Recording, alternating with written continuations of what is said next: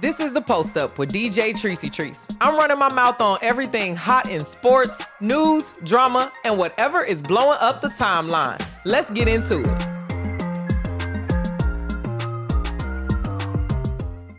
What's going on, party people? Welcome back to The Post Up. You already know me. I go by the name of DJ Trice, and I stay posted up right here, running my mouth about sports. Revolt.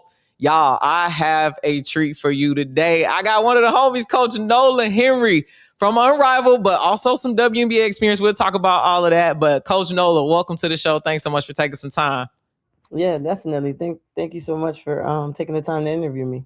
Awesome. So let's just give a quick start. You know, we had a little bit of history when you was coaching under Kurt Miller in LA. We had a chance to talk to you as an assistant coach. And I mean, since then, it's like your career has took off like wildfire. In my opinion, you are one of the most improved coaches just out there in general, just seeing where you came from in the last year and a half to where you've been. So if you could just educate the audience real quick on like, you know, some moves that you've made in the industry. Yeah, definitely. From the beginning, I started as an intern with the Connecticut Sun. After a year, I moved up and I was the equipment manager. So I spent 2 years with the Connecticut Sun. That was when we went to those 2021 finals against the Aces. I was the equipment manager at the time, but Kurt, as a mentor, has always been super collaborative. So even when I was doing the intern and the equipment manager stuff, he allowed me to get real like coaching experience as well. When he left to go to LA, he took me with him. So I went to LA with him. I was player development coach there in LA. And then the following season, I got the first opportunity to be an assistant coach in the WNBA. After spending time being an assistant in the WNBA for the Sparks, I went on to Dallas, and that's where I spent the last season. This past season, I was with the Dallas Wings, and then in between that, kind of is when I had the opportunity to be a head coach in the Unrivaled League, which was last year, the inaugural season. And so, yeah, now coming back for year 2 with Unrivaled, and I'm excited.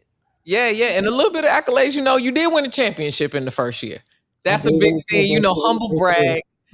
That's huge. So, you know, first question that I want to ask you is, you know, I watched you work with like Rickea Jackson and all these like rookies coming into the WNBA when you were with the Sparks. And then you went over to Dallas, like you said. Big shouts out to Coach Kurt Miller, now GM Kurt Miller, always shows love to the show. But you know, you were working with Rickea, now you working with Paige, like, and then in the Unrivaled lens as well. What has it been like for you just adjusting and keeping yourself open to doing different tasks in those arenas?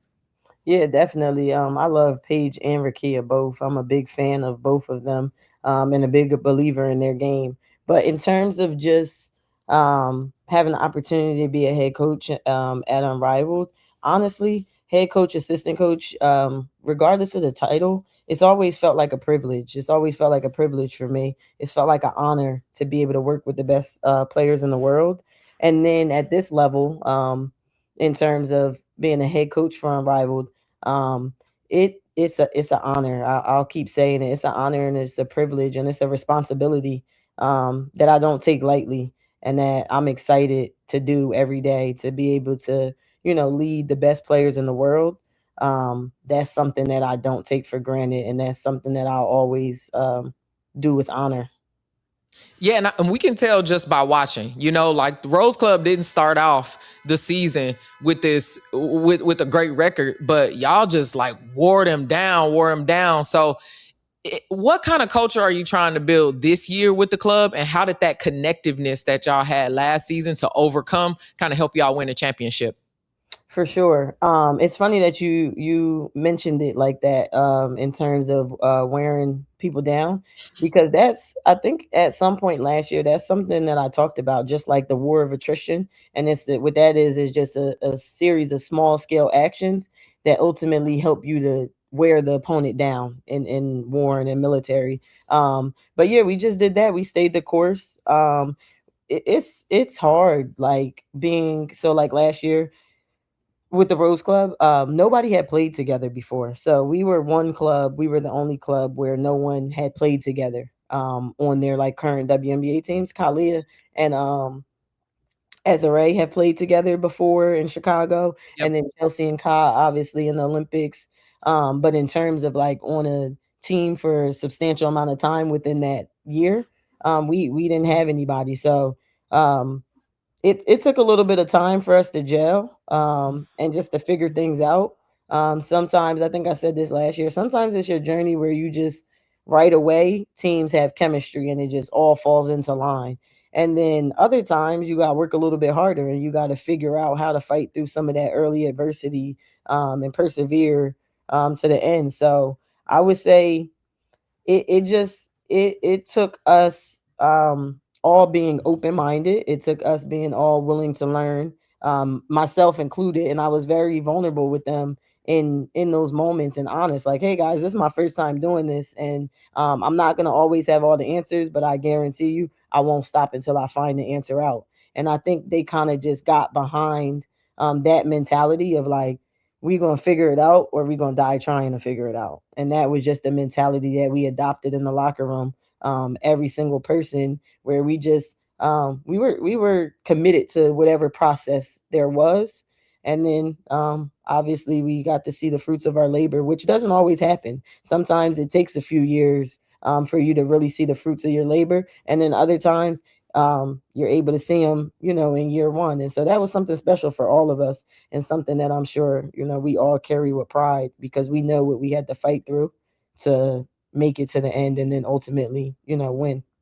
Yeah, and that goes into my next question for you. It's just like, I can't imagine the vulnerability of like a head coach telling the players like, yo, this is my first go round for real too, but I'm gonna be committed, just as committed. I'm gonna work harder. I'm gonna make sure, I'm putting my best foot forward. So, you going in with low ego, no ego, kind Absolutely. of, bleeds off into the players. And that's my next question, is like, how do you balance these different skill sets on top of, like you mentioned, players on that team have won championships. They've also played in the Olympics. They've played on their different respective teams. Maybe they the number one option somewhere. So how do you balance that whole thing to create something anew and be successful in that execution? Yeah, definitely. I think it starts with respect. Respect for one another, respect for one another's journey. And just, there was just a high level of respect within our locker room. And that is built in real time. There's no like secret sauce to, gaining and earning respect of the best players in the world. You kind of got to meet them eye to eye. Mm-hmm. And it takes a certain level of humility to do that. And that's something that I take pride in, being humble and always leading with humility. And then ultimately, you gotta figure it out as you go. Everybody brings something different. And our saying last year was every petal makes the rose. And I said that on day one of training camp, where every petal makes the rose, because just what that means is everybody plays a role. It's not one person is, above the next person. In the moment you can have that respect among the locker room of like, yeah, I value what you bring, it makes everything else easier. And so we didn't have egos. And I know that's like people will be surprised. I know on pro teams, people are surprised when you're like, you got no egos. So there's healthy ego, but no ego that's so detrimental to where now it's impacting the success of our team.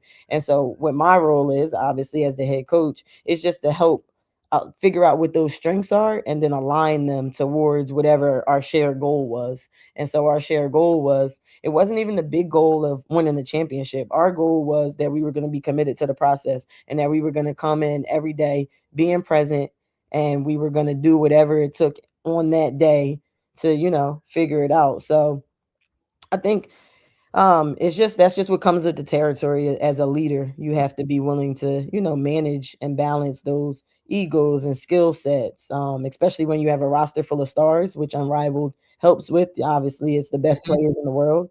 And so now you have 6 people on your team, everybody is really good.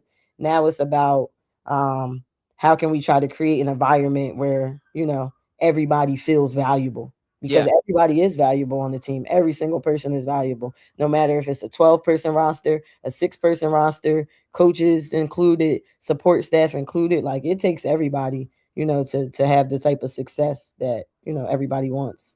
Yeah, and you not only are you figuring it out first time with your team, like this league is literally figuring it out for the first year. So, watching Unrivaled last year versus going into this next season, I've even seen improvements on my side, like with the press, like with the press conferences, like they've got a lot of different things going on that side as well. So not only are you growing your team, you're also growing with this evolving league. So my question for you is, it sounds like there was a lot of trial and error, a lot of figuring it out, like you said, and low ego. What's one thing that kind of surprised you in the process that you actually learned that you didn't know? It was kind of one of those unintended consequences that just, fed back into you.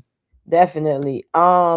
I guess I would say like you said, there's no blueprint. Like there is no blueprint. When it's year one, there's no blueprint. You have to come in and be super intentional every single day. And so to answer your question just about what was something that surprised me, I mean, I learned so much. I learned so much still, like, and I love learning. So like a part of it is like it's the curiosity to learn is a lot of what drives me. But I learned a ton strategy wise in terms of like what's the feel of when to substitute. The way Unrivaled is so many possessions because it happens so quick because it's 3-on-3 and because the court isn't as long. And so one thing that I learned that was like an unintended consequence is I feel like as coaches sometimes we harp on mistakes.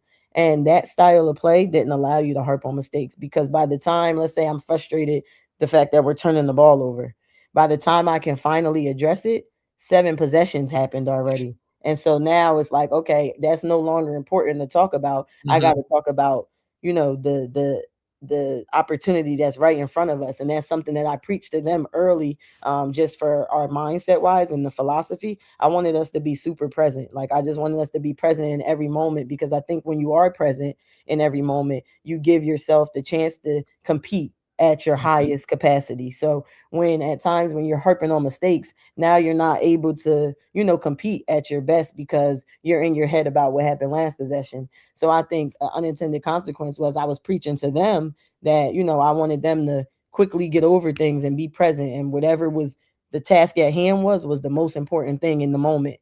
And what I found out was this, the same was true for me. And that goes for good things too. Like you get excited. It's like, yeah, we just got an N1. You got the other team is calling the timeout. Everybody's feeling good. We can feel good. I love embracing those moments. And then it's right back to, okay, what's happening right now in this moment? Because that it doesn't matter that you just got an N1 and they called the timeout. You still got to get down and, be ready to execute on offense or go get a stop on defense. So I think that was an unintended consequence of like, a new style of play that I will like, and I was able to take that with me into the next season, which was with Dallas, to where it was just like you hold them accountable for mistakes when they're happening, but then you got to be able to let them go, because if you're harping on it as the coach, as the leader, it's only going to trickle down, to the culture that you create. Yeah. I mean, and there are so many great things that you said there that people can just apply to their regular life. Like you said, good thing or bad thing, you harping on it can stop you from really executing and being present on the next part. Honestly, to tie into that, that's another thing that I learned was how much life and basketball is synonymous. Like so much of what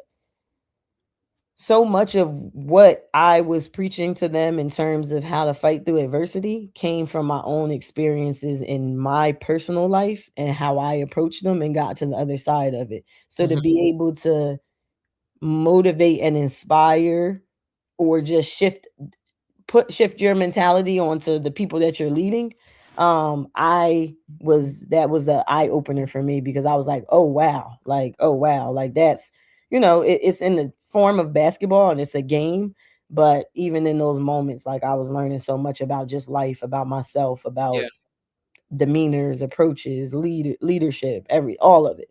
All of it, yeah, man. And I could literally tell. That's why I said at the beginning of the conversation, it's like y'all didn't let up. Even though like people on the internet was like, oh, here's the ranking for this week or whatever, it seemed like y'all was just tunnel vision, quiet and out the noise and doing something special. inside of that Absolutely. season. And that's how I was happy to see y'all win at the end. I had put on threads. I'm like, y'all don't count out Nola. Don't Right. count him out, because at the end of the day, it's kind of it flipped completely to where It it really was did. in And the end. that's just what, comes with the territory. That's what you sign up for. When you sign up to coach, you sign up to, you know, to people to give their opinion on, how that what Mhm. they think you're doing and how good of a job they think you're doing. And so if you're affected by, the outside noise, you're gonna have a really hard time. And so I had to learn that in real time as well. That's something Yeah. that I learned in real time. Like you go into it and it's like, yeah, I can't let these people get to me. But Mhm. then, we're all human. We're not robots. We read things and things, might strike chords. But I was able to quickly just get out of that and just prioritize the task at hand. Like it wasn't about what anybody else thought. It was just about, what we were doing within our, club. Yeah, and it was special, and Unrivaled in itself is very special and has been a cultural movement. So I'm gonna just transition into some questions about the league, if you don't mind. Mhm. Um, Other than it being like 3-on-3 versus 5-on-5, in your opinion, what are some things that Unrivaled is doing culturally that is making it more significant, and why it just caught on like wildfire with fans?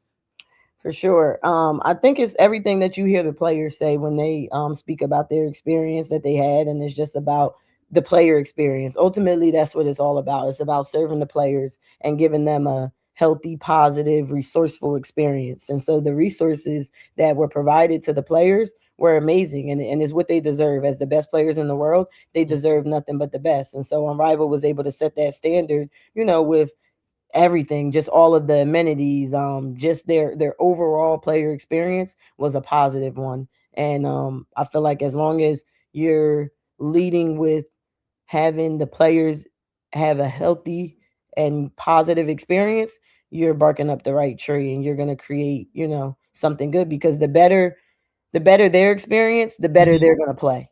Yeah.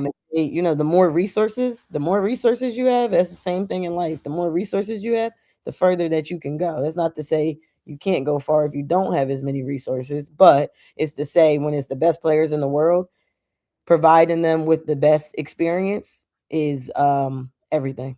Yeah, and moreover on the experience, because you also worked in player development. The WNBA doesn't have a G League. There's not a whole lot of Right. development inside of there, and Unrivaled already is picking those top players. Just announced this year that there is a development league because Yeah. players got injured and stuff. So, what are your thoughts around like how players can actually develop in the 3-on-3 model and take that back to the 5-on-5 to improve their game?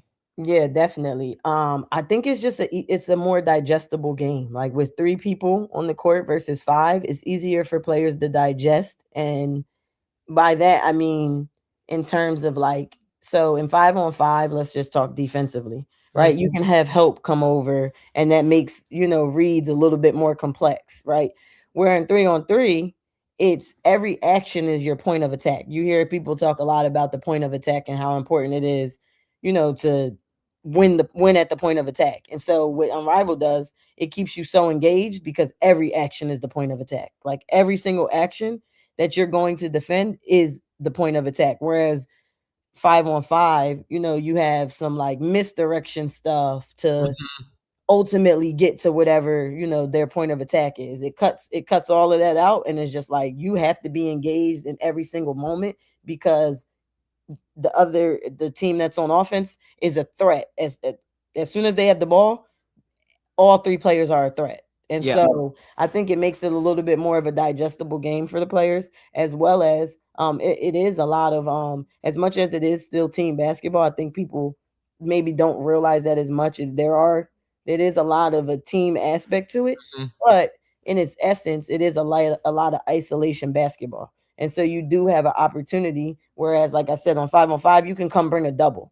You Yeah. can come do a lot of things, which you can still do in 3-on-3, but usually you want to stay home because everybody's a threat, kind of like Yep. I said. And so as soon as you get the ball, speaking offensively now you're in an isolation situation. And so anytime you're in an isolation situation, you're working on player development, because is you against your opponent one on one. What can you do? Yeah. And so I think that allows players to grow just in the essence of the game it allows them to grow. And then a lot of player development people around Unrivaled that you have access to. So like last year, Phil Handy was big for me. Before training camp even started, I had my players and his players working out together, and he was leading the workout. So I was able to help, but I was able to, take some nuggets from him. And so we Yeah. had Chelsea, Ka, Jewel all in the workout together, with me and him running it. And I was able to pick up gems that I could take back to my practice and vice versa. And the same thing with DJ Sackman, a really good player development, who, I watch and I study to, learn from, because you can always learn, and you should never stop learning, honestly. Yeah. And so if you got an opportunity, same thing with Teaspoon, you got an opportunity to, just sit amongst these people, that means you can, have an opportunity to develop yourself. And as long as the coach is developing, the players are going to develop. And so it kind of all works in unison. Yeah, and I mean, from us just out watching, this is legendary stuff. I mean, legendary stuff to watch Teaspoon with active players and a lot of Absolutely. these rookies, and then even the top players. Not all of the top players are on the Unrivaled roster, but it's just such a diversified game. And even in media day, Kalia Copper and Rickea Jackson were joking about the one-on-one aspect that you're talking about, because Unrivaled also has that one-on-one Absolutely. tournament. Yeah. So I've never seen something like this, to Right. where you could see, and they were all joking about exposing people who couldn't defend and couldn't guard, Right. because they just talking smack. As But they should. yeah, but for the user at home, like who's just watching the game, how important is that aspect in like focusing on ISO? Is this something that y'all do in practice all the time that we just not privy to? Because watching it on a grand stage is completely different.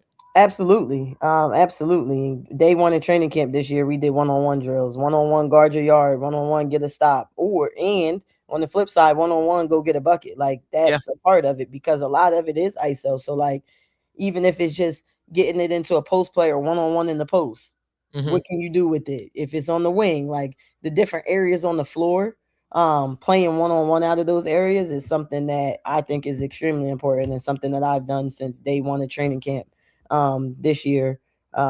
So it is a big part of it. And to what the players are saying in terms of the one-on-one tournament, they're competitors, so they want to Yeah. compete. And they Like want that money. They all they talk want that about the money. money. They want that money. They're competitors. They're gonna compete, and so they're gonna play as hard as they can, both on both sides of the floor. And what that does is just create like a healthy. It's like iron sharpens iron. I Yeah. say that a lot. I say that a lot to our group. Like iron sharpens iron. So like you guys competing against each other is just gonna make you better. Yeah. And I'm glad you talked about competing against each other and like making better, iron sharpens iron. I'm gonna transition into like players that might shock you. So Azuráe Stevens is one of my all-time favorite WNBA players. I love her mental Lovely. fortitude. She's just amazing. I like her game. I liked her when she was in Chicago. Mhm. So like, but a lot of people don't even know about her. People who claim to be top WNBA fans, like they're just not familiar with her game. So when they see her out on the 3-point line, just calmly and smoothly throwing in that three, they shocked. But for me who watched the game, I know. So what's somebody who is somebody who's on your roster this year that you think is gonna shock all of us? Well, like first, I'll just piggyback off of Azuráe because I love Azuráe. So anytime I get the opportunity to talk about her, I just want to take a second to. In that championship game for us, Azuráe had 19 and 18. She had 19 points and 18 rebounds. And so that right there just tells you what her capabilities are and what she's capable of. She set that standard for herself. Also, a few years ago when she left Chicago and ultimately landed in LA, she was one of the top free agents. So maybe, some newer fans might not know Azuráe and they might, not know what she's capable of, but she's a very versatile, well-rounded player that can bring a lot to the table. So I'll just say that about Z. And then you said somebody on my team that I think is gonna shock. I have to go with Shakira Austin. I'm super excited to coach Shakira, and I'm super excited for this opportunity that she has in front of her to, show her skill set, because her skill set is really good. She's really talented. Mm-hmm. She's really extremely skilled. She has the ideal size. She has Yep. the ideal frame. She has guard like skills. in a post body. She's ultra competitive. Um, she's she's somebody that I'm excited about and excited to see, what she makes of this opportunity. I know last year she was with Lunar and obviously playing behind Fee. Fee, amazing player, great player. So anytime somebody's playing behind her, it's going to be tough for opportunity's sake. Yeah. But now stepping into a bigger role now with Rose because she'll have more opportunity with obviously losing Angel. And so now she'll be able to just have the opportunity to showcase, what she's all about. And I'm super excited. I've seen it in practice so far for these first 4 days, and I've been extremely impressed. So I can't wait to see what she does, throughout the course of a season. Yeah, I'm excited for that too. I've been a big fan. Glad that she battled through a lot of those injuries that she had. Absolutely. My favorite thing about Shakira is her attitude. Yep. Like, there's a couple players in the W that you like, man, I don't want to play against them. You know what And I I mean? love those players. Yeah, if I Yep. seen her in the open gym, I'll be like, oh man, please put me on her team because I Yeah. don't want to play against her. Yeah, definitely. That's something that is 100% true. And so it's just like I want her to embrace that. I want her to embrace all of that, and I want her to go out there and be herself, be her complete and total self. Yeah, Because she's passionate. A lot of times it can get mistaken, for something else. yeah, But what I see from it is just somebody that's extremely passionate. It's just like in terms of that type of passion and that type of energy that they play with, it's just like the, you know, ATs of the world, the yeah, yeah. of the world, the Skylar Diggins Tyler of the world. Diggins, I was gonna say that's another Exactly. one. Those are, yep, exactly. Those are the ultra competitive ones. And it, not to say all the players are competitive, but those are the ones that express it in a expressive, passionate Yeah, way. And I love coaching players like that. Those are honestly my favorite type of players to coach because I'm passionate. yeah, And so it's like, oh, I can meet you eye to eye. You throw somebody's shot into the stands, I'm gonna get excited. So I absolutely want you to get excited about it. So yeah, Shakira is somebody that I've always been a fan of from afar, and this will be my first opportunity to coach her, and it's a privilege and it's an honor, and I'm excited and I can't wait. same, same. All right, coach. Final question. Going into 2026, all of us are literally so glad that Unrivaled is starting so early. I'm sorry, y'all might not have a longer holiday break. Right. I know some of the players were talking about it, but man, a lot of us got our calendars marked. We want to see these games. So going into 2026, what's your goal for the Rose Club, and then what's a personal goal that you have, and then let us know what success will look like on both sides of those goals. For sure. I would say for the team, honestly, obviously everybody wants to win a championship, especially after you won your first one. You want to go win another one. So that'll always be the standard now because we set that standard. So the standard for us now is a championship. That's always going to be the case because we've achieved that.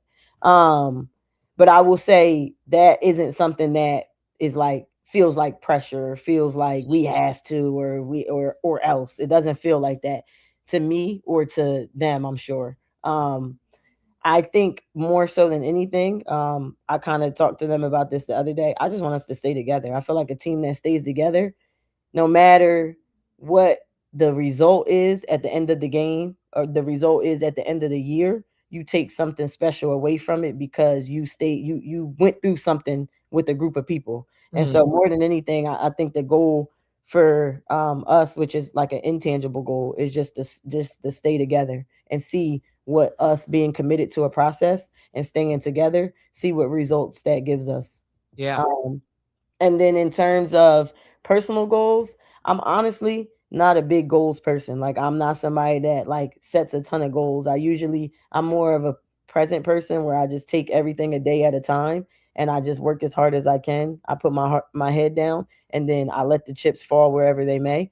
So goals at times are hard for me, but um my goal anytime I coach is to lead well and to serve well. So I think my goal would be to just lead well, serve well, be fully committed to the process, and I just want to be I just want to be a really good leader for them. And so whatever that entails, if it changes day to day, I want to be that. I want to be somebody, that at the end of it, when it's all said and done, I can look back and the strategy, I'll figure that part out as I go, and I'll, self correct as I go. I also have a staff this year. Not that I didn't have one last year, but it's bigger this year. Mm-hmm. So a little bit more accountability within the staff. And so I'll I'm always going to criticize my decisions when it comes to the strategy, just because I want to get to the best decision ultimately. But at the end of it, I just want to walk away with a feeling. I don't think it's a tangible thing. I think it's a feeling that I gave my everything to something, and that I led well. Yeah, and you can't go wrong with servant leadership. You just can't go wrong with servant leadership. And then the players, they adore you. I see how they joke around with you and everything. Absolutely. So yeah, it's gotta feel great to get that energy just back from all of the energy you put out into these players. Absolutely. Even if they go back to the W and they not on your team next season. And honestly, that's what it's about for me. Like a lot of it is about, for me, it's about stewardship, and it's about stewarding well. And so I'm a big believer. My faith is my everything. And so I go into every situation like, okay, if God entrusted me with this group, what can I do? Like, what can I do so that at the end of the day, when the season is over and I have to give an account on the season, mm-hmm. I can at least walk away, feeling like I gave my everything and I led well. And that goes like, it doesn't matter what team we end up on for Unrivaled. I have coach players in Dallas that are gonna, like Paige, right? Yeah. That who I'll play against in degrees, and like we have a thing. We already know, like it's a thing between the players and I, where it's just like, yo, no matter what jersey you have on, no matter what jersey I have on, I believe in you. When we're competing against each other, I'm going to do my best to stop you from doing whatever it is I know you're good at. But ultimately, it's about, serving them and helping them to grow as players and people. And in turn, I end up growing as a coach and as a person. Hey, Coach Nola, that is full circle. Thank you so much for hanging out with me on the Post Up and talking to the Revolt audience. Y'all, you gotta check out the Unrivaled season. Is there somewhere they can find you on social media? You want them to follow you, or you just want them to watch the games, Coach? I don't mind. I'm actually taking a little bit of a break from social media, whatever that means. I know everybody says it, but I just know, like, once I get in season, I forget. I think my handle is _NRH777. There you go. And that should be on all platforms, I'm pretty sure. Okay. But if not, if you don't do anything else, watch the games, because they're going to be entertaining. And the product speaks for itself. Y'all got to check out Coach Nola. Thank you so much for tuning in. Everybody on Revolt, make sure you share this with a friend. You know somebody who's going to be watching Unrivaled. Look, I went and got the championship, Coach. So like, share, subscribe, do all the things. Make sure you put us to that top of the algorithm. But for now, I'll stay right here, posted up, running my mouth about sports, and I'll tap in with you on the next episode of the Post Up. All right, that's a wrap on the Post Up. I ran my mouth, said what I said, and now it's your turn. Drop a comment, share it, and come back tomorrow, because I'm not done talking. And make sure you follow me on social media at DJ Tricey Trice. That's at DJ TRICEY TRICE. I'll be posted up here, y'all.